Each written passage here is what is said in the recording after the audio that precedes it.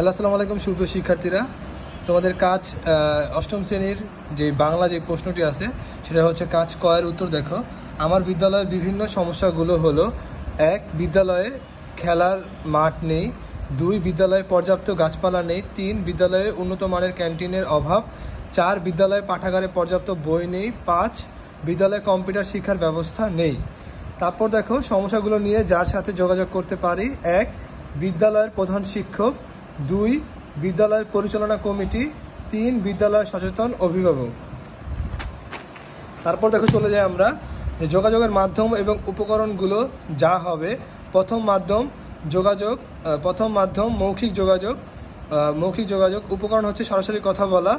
তারপর হচ্ছে মোবাইলে কথা বলা, এটা হচ্ছে তোমার উপকরণ। তারপর দ্বিতীয় মাধ্যম হচ্ছে কি করতে পারবা, লিখিত যোগাযোগ করতে পারবা। আবার উপকরণ হতে হবে দেওয়াল পত্রিকায় লিখতে পারবা বা আবেদনপত্রে হচ্ছে তুমি এটা উত্তর মানে লিখিতভাবে দিতে পারবা। তারপর দেখো আমার কাজগুলোর মধ্যে আমি যেসব বের করেছি এবং যেসব বিষয় আলোচনার উঠে এসেছে, দেখো যেসব বিষয় আমি নিজে বের করেছি আর যেসব বিষয় সহপাঠীদের সাথে আলোচনায় উঠে এসেছে। 1. বিদ্যালয়ের সমস্যা: বিদ্যালয়ের লাইব্রেরিতে পর্যাপ্ত বই নেই। বিদ্যালয়ের গাছপালার অভাব। আধুনিক পড়াশোনার ব্যবস্থা নেই। তারপর দেখো 2. যার সাথে যোগাযোগ করব, প্রধান শিক্ষক ও বিদ্যালয় পরিচালনা কমিটির সাথে। 3 নম্বরটা যোগাযোগের মাধ্যম এবং উপকরণ হচ্ছে লিখিত যোগাযোগের মাধ্যম এবং উপকরণ দিবা হচ্ছে আবেদনপত্র ও দেওয়াল পত্রিকা।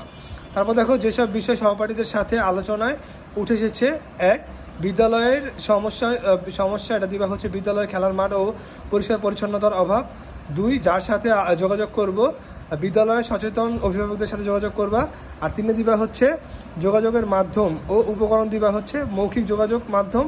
আর উপকরণ দিবা সরাসরি কথা বলে বা মোবাইলে কথা বলে। এইগুলো হচ্ছে ভালো করা, তোমাদের এইগুলো হচ্ছে উত্তর। এগুলো তোমরা ভালো করে দেখো, স্পষ্টভাবে বুঝতে পারছো কিনা সেটা আমাকে কমেন্টে জানাও। তারপরের উত্তরগুলো আমি লিখে দিতেছি এখনই।